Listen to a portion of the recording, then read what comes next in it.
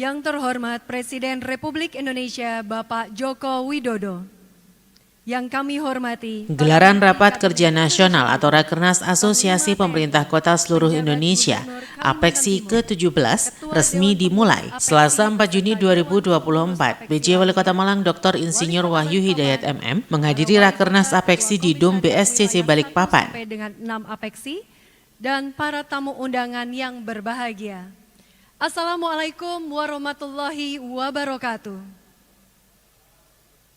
Shalom, Om Swastiastu, Namo Buddhaya, Salam Kebajikan. Selamat pagi dan selamat datang dalam acara Rapat Kerja Nasional APEKSI ke-17 tahun 2024 Kota Sejahtera Indonesia Maju. Bapak Ibu hadirin yang kami hormati, selanjutnya marilah kita simak bersama sambutan Presiden Republik Indonesia dilanjutkan dengan pemukulan lesung sebagai tanda peresmian pembukaan Rakernas APEKSI ke-17 tahun 2024.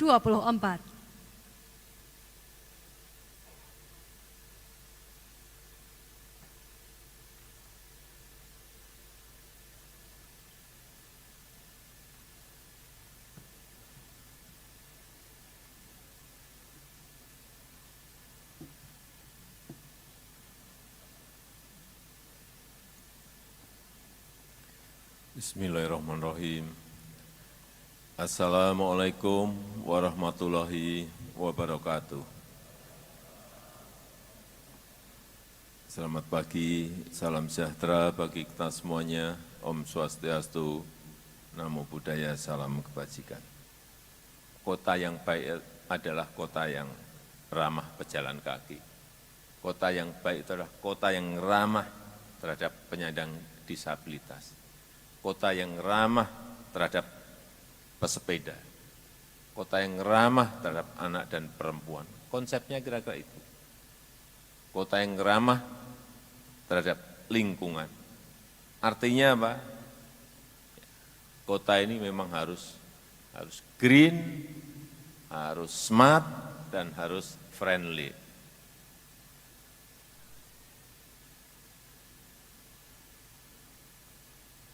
Jangan sampai membangun kota semakin banyak beton yang didirikan.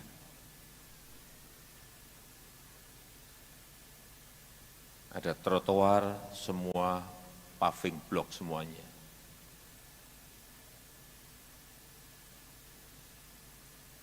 Ada mestinya sekarang ini penggunaan paving grass akan lebih baik, akan lebih hijau. Di hadapan 98 wali kota se-Indonesia yang hadir, dalam sambutannya Presiden mengatakan kota-kota di Indonesia harus siap dengan segala dinamika yang ada, termasuk tantangan pembangunan, di mana diperkirakan tahun 2045 nanti 75% penduduk Indonesia tinggal di wilayah perkotaan. Kehijauan itu ke depan akan sangat menjadi perhatian semua kota. Dan saya senang Balikpapan termasuk kota yang saya senangi karena kehijauannya sangat baik. Juga Surabaya juga, saya kira yang lain-lain saya tunggu. Termasuk nantinya IKN itu akan menjadi ibu kota. Konsepnya ibu kota terhijau di dunia karena memang konsepnya adalah kota Nusarimba, betul-betul hijau betul. Kalau kita konsisten terhadap konsep awal dari pembangunan ibu kota Nusantara yang sedang dalam proses pembangunan. Jadi kembali lagi harus hijau, harus teduh, ramah terhadap pejalan kaki, ramah terhadap pesepeda, memiliki hutan kota, memiliki alun-alun dan taman yang luas. Itu. Konsep ke depan mesti seperti itu. Kalau sebuah kota sudah terlanjur isinya gedung dan beton, ya memang harus mencarikan, artinya meredesain lagi kotanya.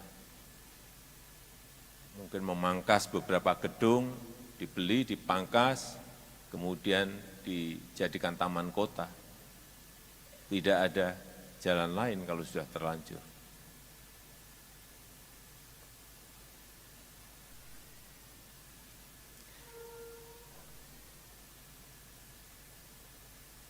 Saya rasa itu yang ingin saya sampaikan dalam kesempatan yang baik ini. Sekali lagi, kota masa depan yang diidamkan adalah kota yang green city, yang smart city, yang creative city, yang livable dan lovable. Dan dengan mengucap Bismillahirrahmanirrahim, pada pagi hari ini secara resmi saya buka rapat kerja nasional Rakernas Asosiasi Pemerintah Kota Seluruh Indonesia APEKSI ke-17 di Balikpapan tahun 2024. Terima kasih. Wassalamualaikum warahmatullahi wabarakatuh. Mohon berkenan Presiden Republik Indonesia untuk tetap berada di atas panggung. Mohon dapat mendampingi Menteri Dalam Negeri, Menteri Investasi, Panglima TNI, PJ Gubernur Kalimantan Timur, Ketua Dewan Pengurus APEKSI dan Wali Kota Balikpapan.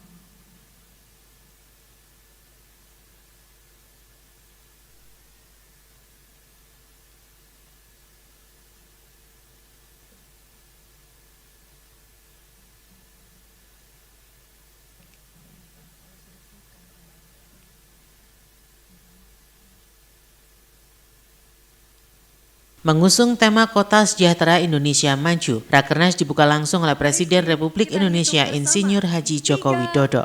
2, 1.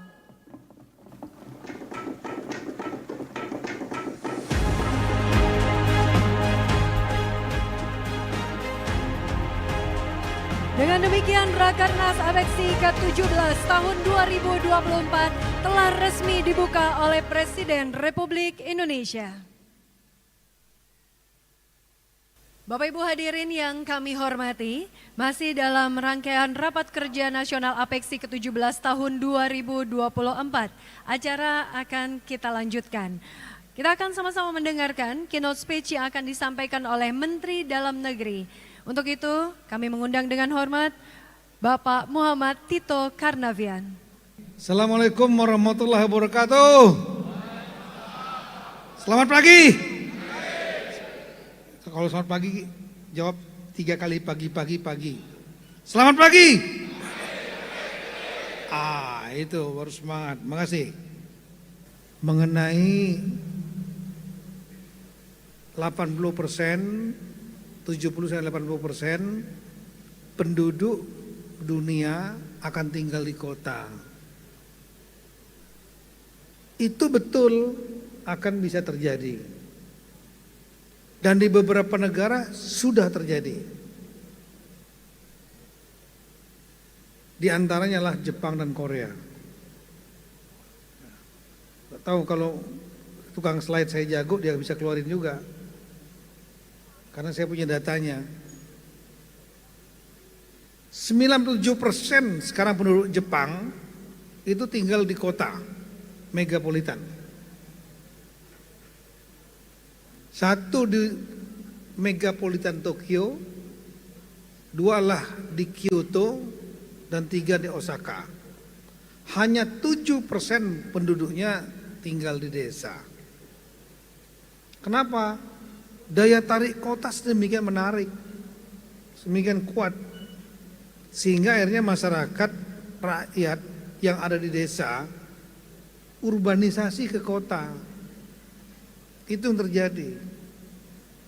Sejalan dengan arahan Presiden Jokowi, Mendagri Tito Karnavian saat bertindak sebagai keynote speech dalam Rakernas ini mengutarakan gagasannya. Menurut Mendagri, salah satu yang perlu diupayakan pemerintah daerah adalah berinovasi out of the box. Artinya kelihayan Pemda memaksimalkan potensi daerah untuk meningkatkan pendapatan asli daerah. Dan itu membuat ada 2 dampak yang terjadi. Dampak positif diantaranya pertumbuhan kota menjadi pesat, pertumbuhan ekonomi didominasi oleh kota. Tapi di sisi lain dampak negatifnya sangat banyak. Dampak negatif yang pertama adalah di kota, masyarakat yang ada di Jepang, mereka terjebak dalam pola kehidupan kota, yaitu cost of living, biaya hidup tinggi. Karena biaya hidup tinggi, harga apartemen mahal, harga rumah mahal, nggak terjangkau dengan gajinya mereka, maka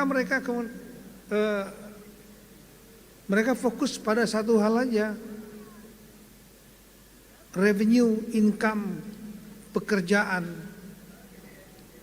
Mereka harus mencari pekerjaan dan merasa tidak secure, tidak merasa aman kalau nggak dapat gaji yang tinggi untuk dapat bisa beli rumah, biaya hidup sehari-hari, dan kemudian transportasi dan lain-lain.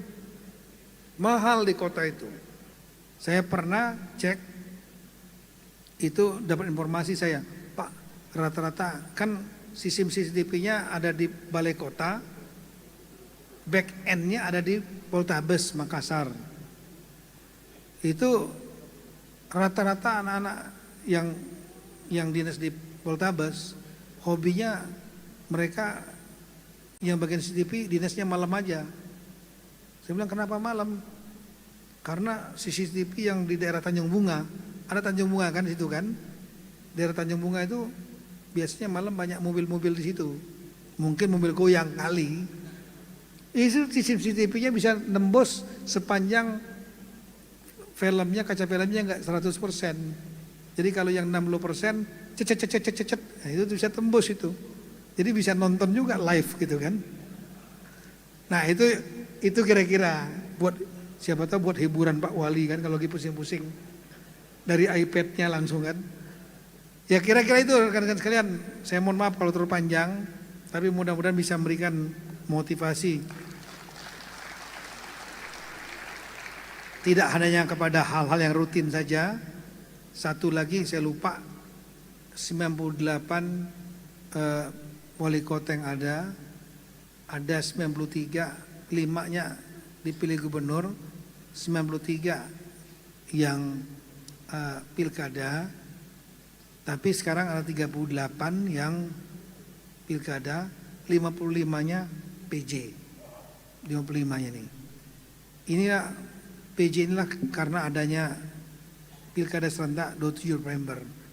Ada yang 2 tahun, ada yang udah masuk tahun ketiga, ada yang baru berapa bulan. Saya menyampaikan kita dalam semenjak 99, semenjak otonomi daerah ada pilkada.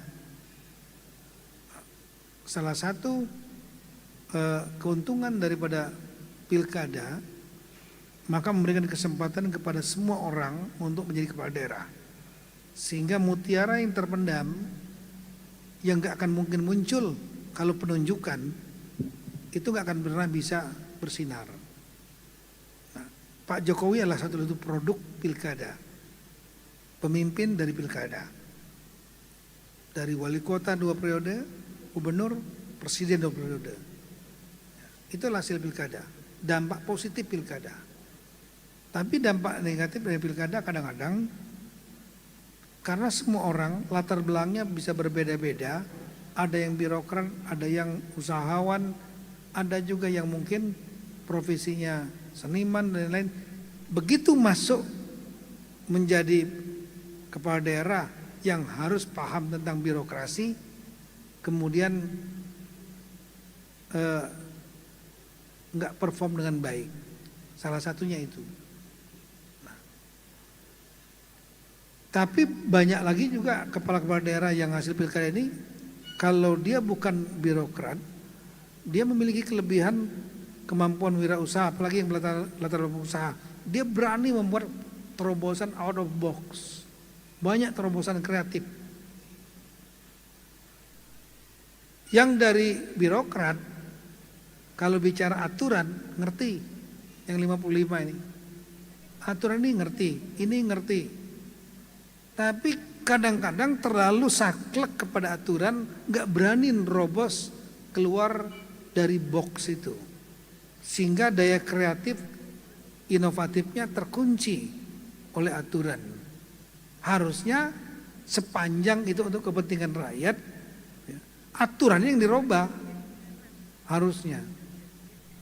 Nah bagi kami Kemendagri, karena kita adalah trial and error dari tahun 99 sampai 2024, sistem mana yang bagus?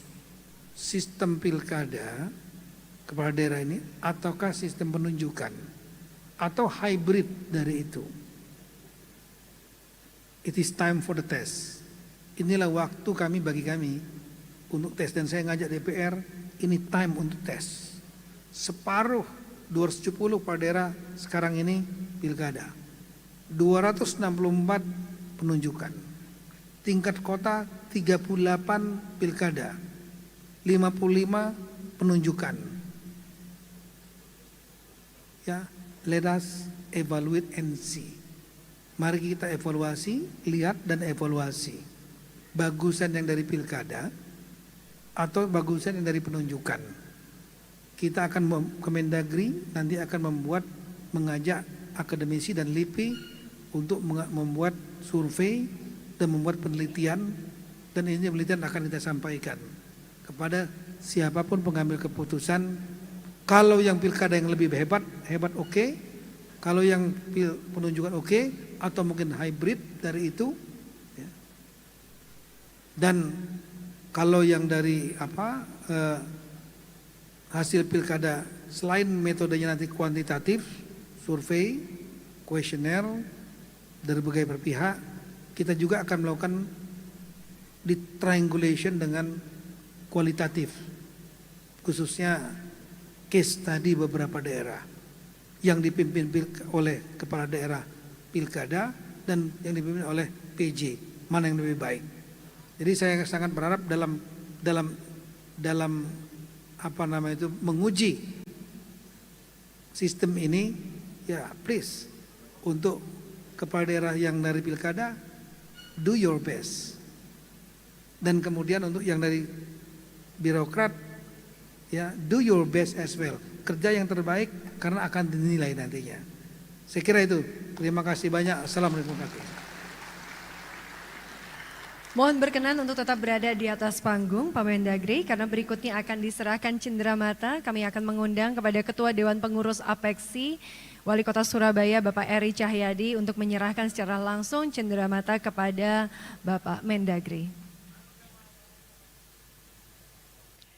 Inilah penyerahan cenderamata dari Ketua Dewan Pengurus Apeksi kepada Menteri Dalam Negeri Bapak Muhammad Tito. PJ Wali Kota Malang berharap agar Rakernas Apeksi ini dapat menjadi forum yang produktif untuk bertukar pengalaman dan ide dalam meningkatkan kualitas pelayanan publik pada pemerintahan dan mampu menjadi momentum penting bagi pemerintah daerah untuk bersinergi sehingga siap menghadapi berbagai tantangan dan peluang pembangunan di era yang kian kompleks seperti arahan Presiden Jokowi. Dan kita akan melihat bagaimana Pokja Ekonomi Keuangan Apeksi ini akan sebagai lokomotif pendorong bagi program dan juga aktivitas Apeksi, khususnya advokasi kebijakan, peningkatan kapasitas, fasilitas berbagai aspirasi pemerintah kota yang terkait dengan isu-isu pajak dan retribusi, daya saing dan juga daya beli, efisiensi dan juga efektivitas, serta inovasi dan investasi. Untuk itu semoga dengan kehadiran Pokja ini dapat menjawab kebutuhan kota-kota anggota Apeksi untuk pertumbuhan ekonomi kota dan tata kelola keuangan yang lebih baik. Tentu saja ini sejalan dengan arahan yang telah disampaikan oleh Presiden Republik Indonesia pada pagi hari ini. Kita akan saksikan bersama, ini adalah penyusunan kelompok kerja ekonomi keuangan kota Apeksi.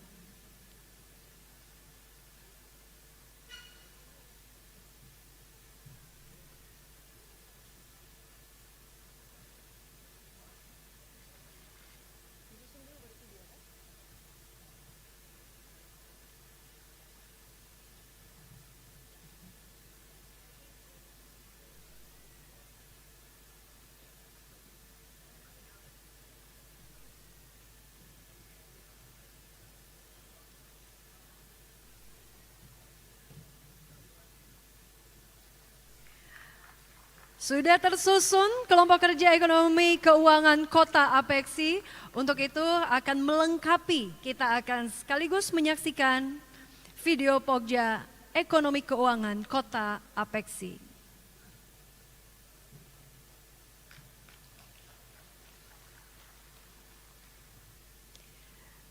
Dengan demikian resmi sudah hadirnya kelompok kerja atau Pokja Ekonomi dan Keuangan Kota Apeksi. Besar harapannya dengan kehadiran Pokja ini dapat menjawab kebutuhan kota-kota anggota Apeksi untuk pertumbuhan ekonomi kota dan tata kelola keuangan yang lebih baik. Dengan demikian berakhir sudah rangkaian Rakernas hari pertama, di mana kita masih akan bertemu lagi di agenda-agenda berikutnya. Saya Kamidia Radisti, mohon maaf jika terjadi kesalahan dalam ucapan dan perilaku. Saya pamit undur diri. Wassalamualaikum warahmatullahi wabarakatuh.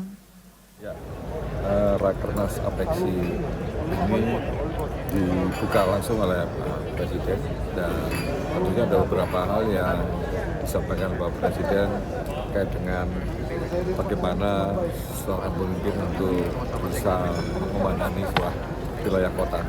Dan banyak hal tadi disampaikan Bapak Presiden bahwa sinergi yang baik antara kota-kota yang mempunyai kelebihan-kelebihan yang berbeda, tentu ini harus dikolaborasikan bersama agar tiap kota bisa belajar kepada kota-kota yang lain yang selama ini sudah bisa mendapatkan prestasi yang luar biasa.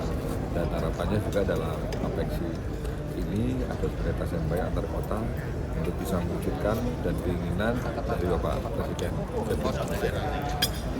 Sesuai juga dengan ingin Bapak Presiden dan Bapak Mendagri bahwa dalam memimpin suatu daerah tentu harus ada inovasi-inovasi, tapi tidak meninggalkan regulasi-regulasi yang ada. Dan harapannya bisa dengan mewujudkan dua tersebut, ingin kota ini akan semakin maju sesuai dengan karakteristiknya masing-masing. Jadi intervensi tetap akan kita lakukan untuk bisa memberikan satu kemajuan suatu kota yang berbeda ya dengan intervensi tersebut, tapi tidak meninggalkan semua regulasi dan tentu juga hal-hal yang diinginkan oleh masyarakat dari kota tersebut. Termasuk juga tadi harapan dari Bapak Presiden bahwa di tahun 2045 70% nanti wilayah penduduk kota ini berada di kota 70%. Dan itu berarti harus ada kesiapan dari kota itu sendiri untuk bisa menghadapi terkait dengan adanya urbanisasi yang kurang lebih di tahun 2045 sekitar 70%. Sejumlah pelaku usaha mikro, kecil, dan menengah atau UMKM dari Kota Malang turut meramaikan kemeriahan ajang Indonesia City Expo atau AIS yang merupakan rangkaian dari Rapat Kerja Nasional atau Rakernas Asosiasi Pemerintah Kota Seluruh Indonesia Apeksi ke-17 tahun 2024 di Kota Balikpapan.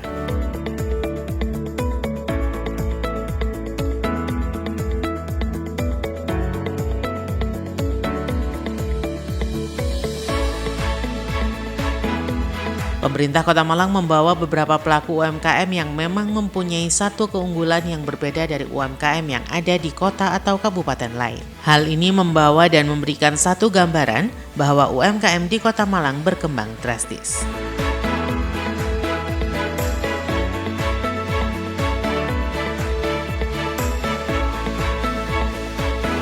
Dengan menampilkan ikon-ikon Kota Malang, diharapkan daerah-daerah lain bisa semakin mengenal Kota Malang. Selain membawa produk batik, beberapa produk yang dikenalkan ke kancah nasional, diantaranya dari UMKM Antik Batik by Feby, Eva Unique Accessories, daster dari Red Tulip, serta kuliner seperti aneka keripik sayur, keripik buah, keripik bakso, sus imut, tempa tempe, dan keripik tempe.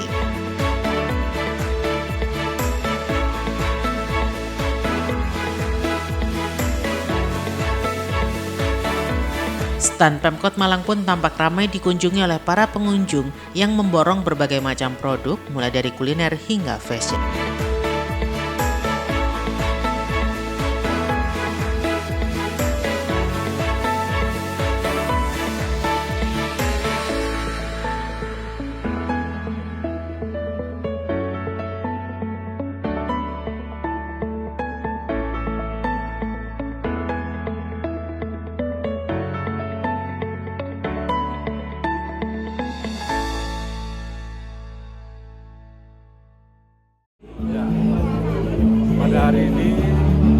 kami dari pemerintah Kota Malang membawa beberapa UMKM Kota Malang yang memang mempunyai satu keunggulan berbeda dengan UMKM yang ada di kabupaten kota lain.